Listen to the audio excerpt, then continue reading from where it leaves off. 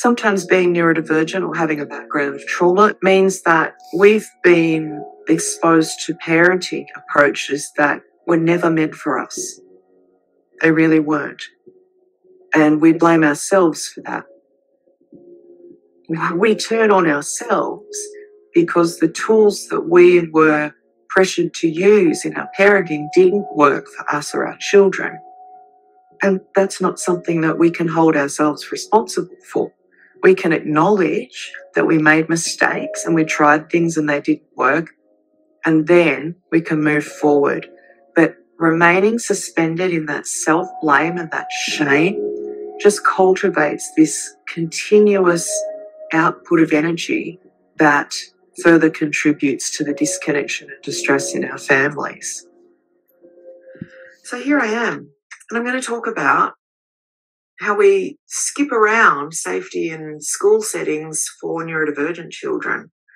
So I was thinking this morning as I was doing some training on trauma, and, you know, we are always working as a business to be trauma-informed within intersectional communities. So that's going to look different for so many different identities and cultures, and that's what we're working toward. And I thought to myself, you know, we're talking about traumatized adults here. We're talking about people who have got to the later part of their lives who are experiencing all these manifestations, whether it be behaviourally, physical illness, whatever it looks like, manifestations of distressing experiences and emotional distress. And what we're doing is we're putting all this effort and all this work into being trauma-informed for adults and treating trauma in adults and learning how to recognise trauma in adults and in children. However, we are not implementing trauma-informed practice and care in the very places it should be implemented. That would be early childhood education and primary and secondary schools.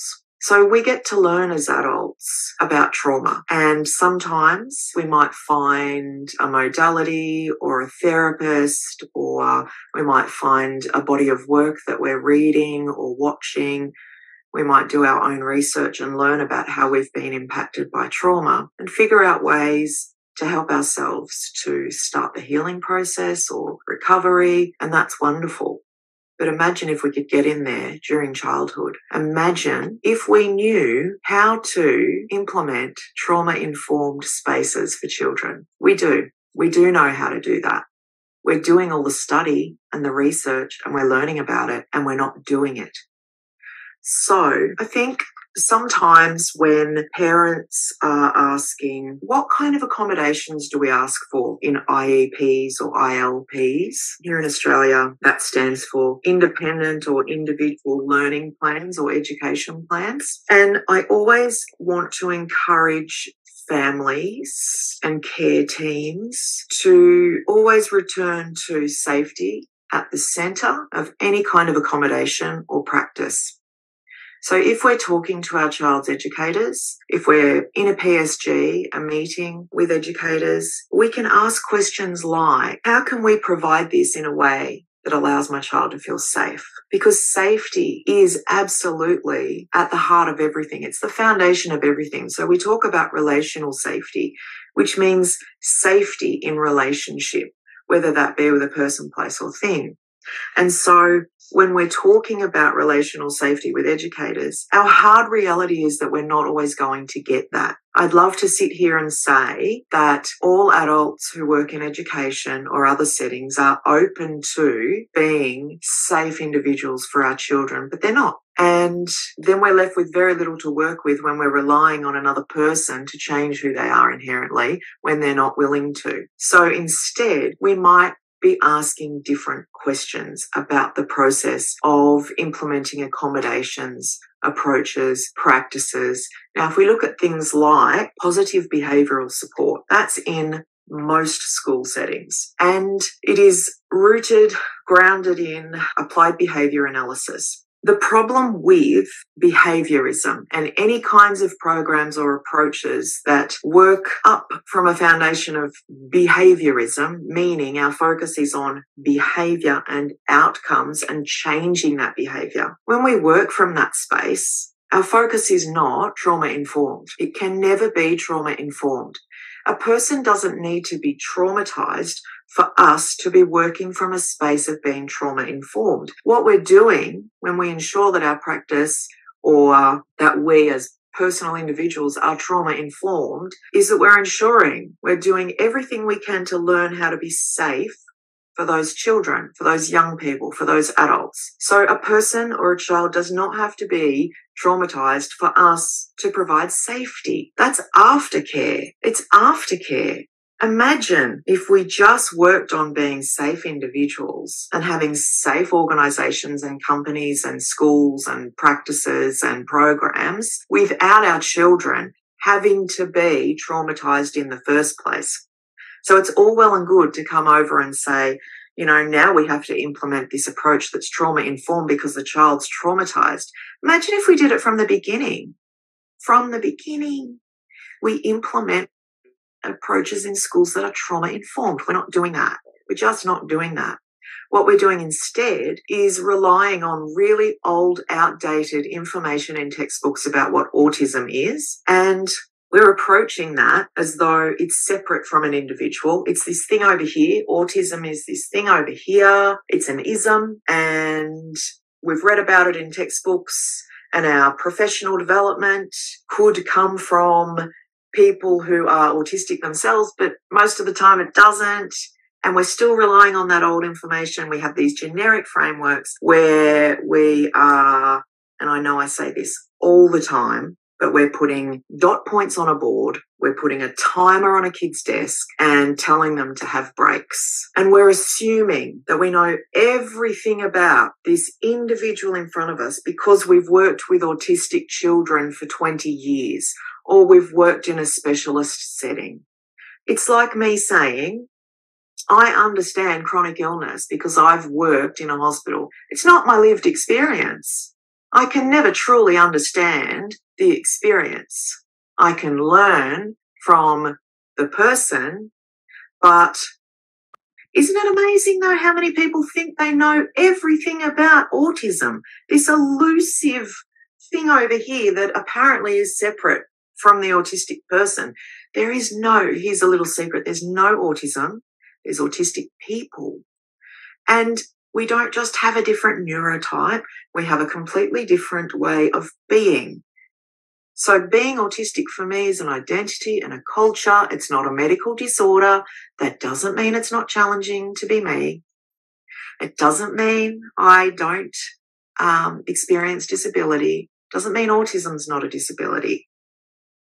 But it doesn't mean I'm a second-rate version of a neurotypical that needs to be, what's the word I'm looking for, that needs to be trained into being a first-rate version of a neurotypical. Because what is that? You know, I'm so proud of being autistic. I'm so proud of who I am as an autistic person. But that doesn't mean that everything about me needs to be addressed as though I need to be helped.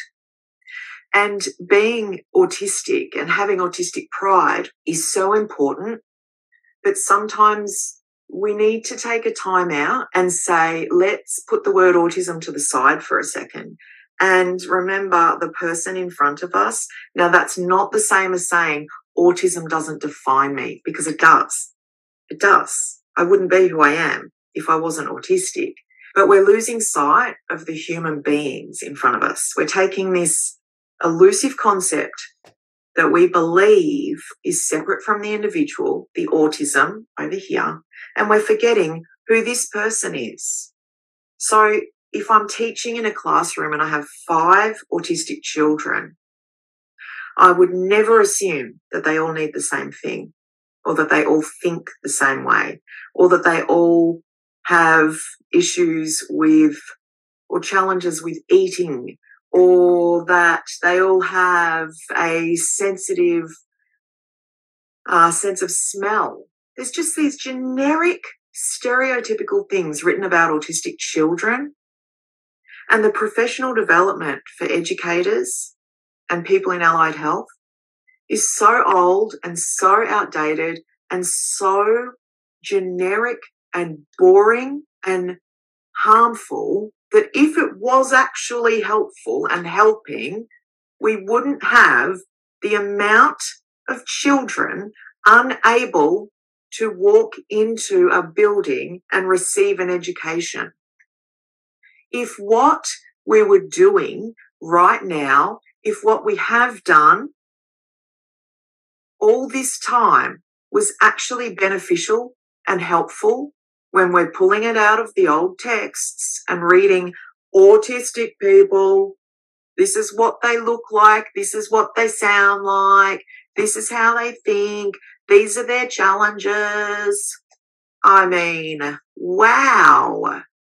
But this is what people are being trained to do.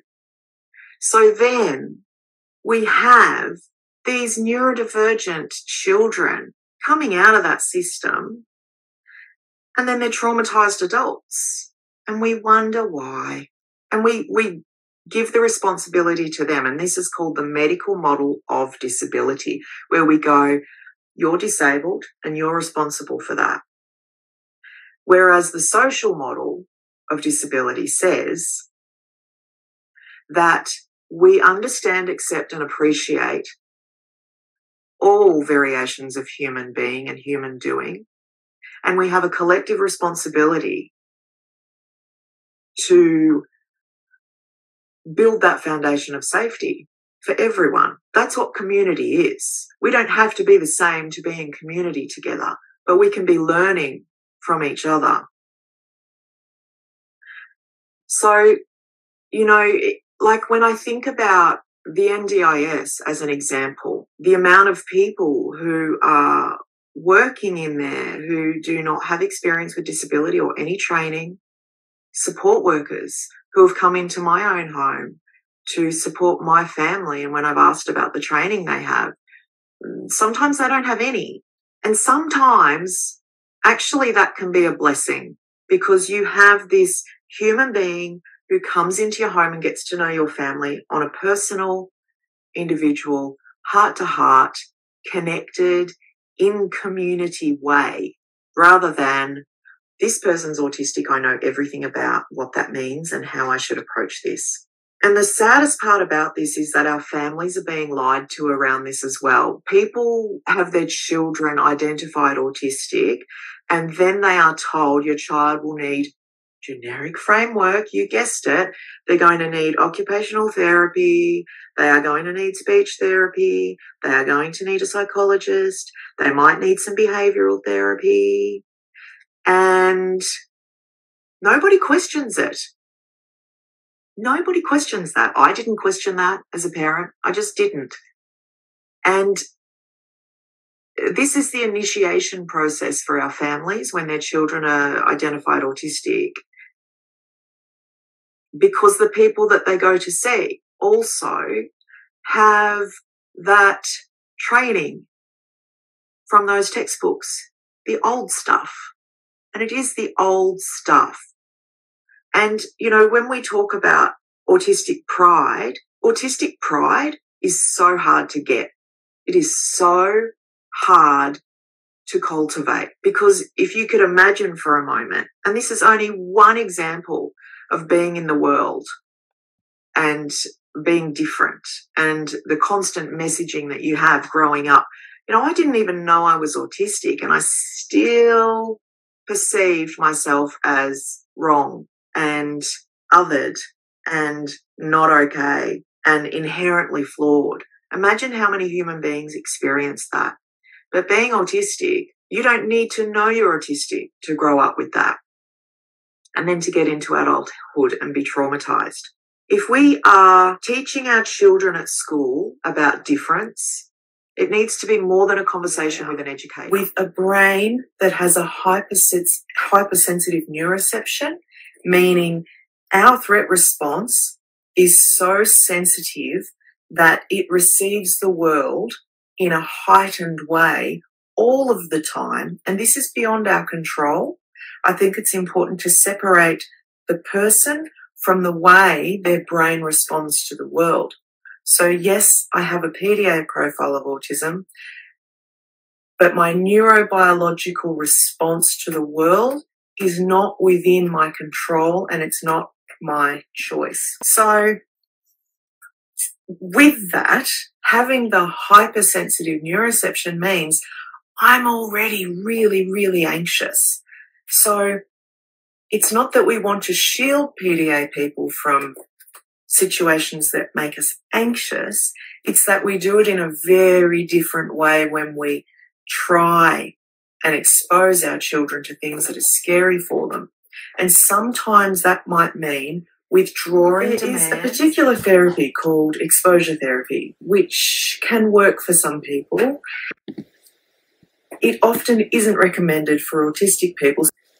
The anxiety that autistic people experience is a little bit different to the generalised anxiety that neurotypical people experience. Because we are so hypersensitive on a sensory level to our environment, so everything that we can see, smell, taste, touch, and hear triggers memories, brings up association with old trauma. There's a whole range of ways that we have anxiety triggered. So when the origin of our anxiety is different to the origin of, say, a person who isn't autistic, there are going to be different ways of dealing with anxiety. And one of those is not exposing an autistic person to something that causes anxiety over and over and over in the hope that it will reduce our anxiety, because it doesn't. It ends up traumatizing us. Anxiety, for me as a PDA, means that I have a fight-flight response that is activated most of the time. And I'm a 40-year-old adult who is conscious of my PDA, so I have a toolkit that I use to be able to get through certain things that, trigger that fight or flight response, trigger the threat response, basically. So the fight-flight will activate these emotions: rage, anger, irritation, frustration, or panic, fear, anxiety, or worry. It's a sympathetic activation, danger alarm, when your nervous system feels threatened. When our children are in that situation of the threat response being activated and we say, okay, so let's have a think about this together, and the child responds with, F off, or shut up, or picking something over, or ripping up their favourite book, that's because they're in threat response. Now, the challenge there for adults is to recognise that the child is under duress, because it won't always look the same as what we would expect it to look like. So we can have this neurobiological experience where our brain and body thinks that this is a matter of life or death, and we could look like this. And we could be saying things like, I don't care, I hate you. Just get me chocolate cake now.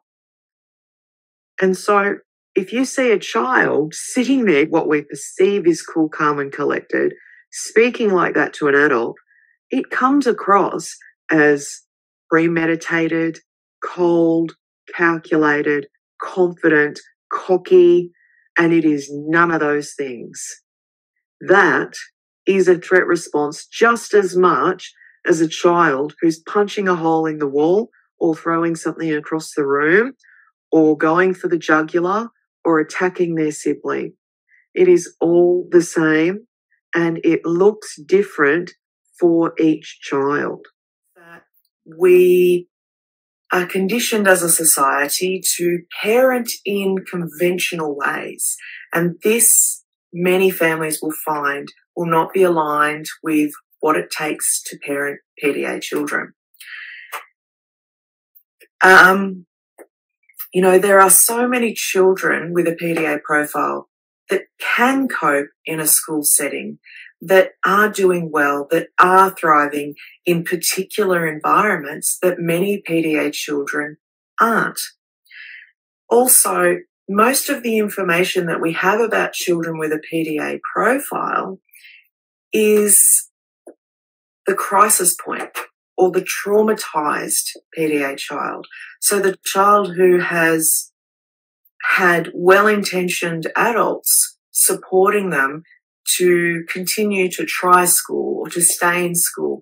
And so we've exhausted all options because we get to a point where the child then will not get out of bed, or they might start refusing other aspects of their life, like showering, brushing teeth, eating, coming out of their room at all.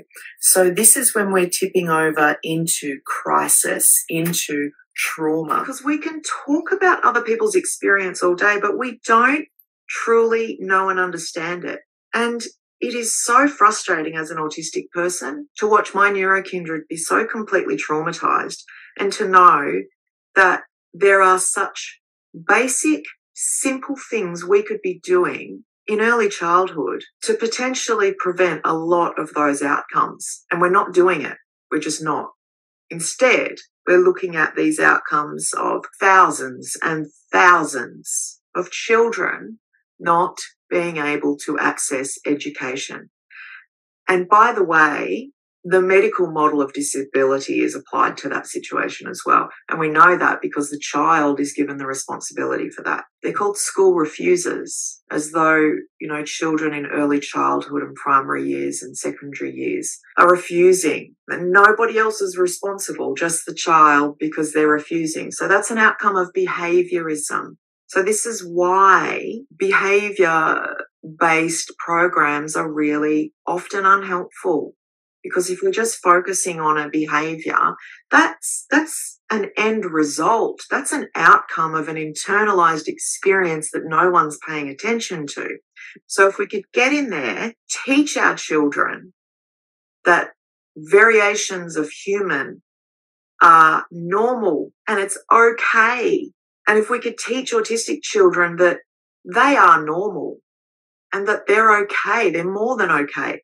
There are so many different versions of what normal is. If we could get in there and have these conversations with our children so that they're accepted and embraced by their peers, they have community from the beginning, instead of being cast out, segregated, set aside, put behind a wall, put into a completely different classroom, given this prescription of essentially accommodations that really don't help them to feel safe, but just other them. And if anything is outside of what we think those accommodations should be, it's very rarely delivered on. So equity is not an advantage. It is a human right, and there is no advantage when a student is starting from behind. So when we look at a mainstream, traditional, neuronormative classroom setting, it is built on a foundation of neuronormativity. There is an assumption that the students that will show up and participate in the curriculum and the curriculum delivery and sit in those classrooms will be neurotypical. That's how society works. And that doesn't mean that it's right or it's okay. It's just how it is. We live in a world where everyone is expected to behave as though they are neurotypical. We take children, we put them through an assessment and diagnosis process. We check off the criteria and we say, yes, they're autistic. Yes, they're demand avoidant. Yes, they're ADHD. And then we send them off to school and pretend that never happened.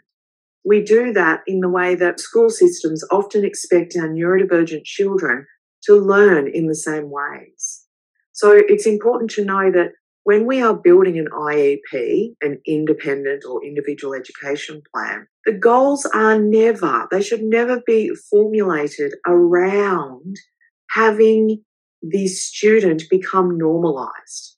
The goals are not to take this neurodivergent individual and have them learning, behaving, living as a typical person. That's not what our education plans are about. It's about looking at the students' learning pathways, their needs and appropriate accommodations, and figuring out how they can access the same education in a different way. That's what equity is. Equity is taking individuals and allowing them access to the same outcomes, but the delivery is different, or the way to get there, the pathways are different. Now, when you're autistic, ADHD, PDA, demand avoidant, there's no advantage.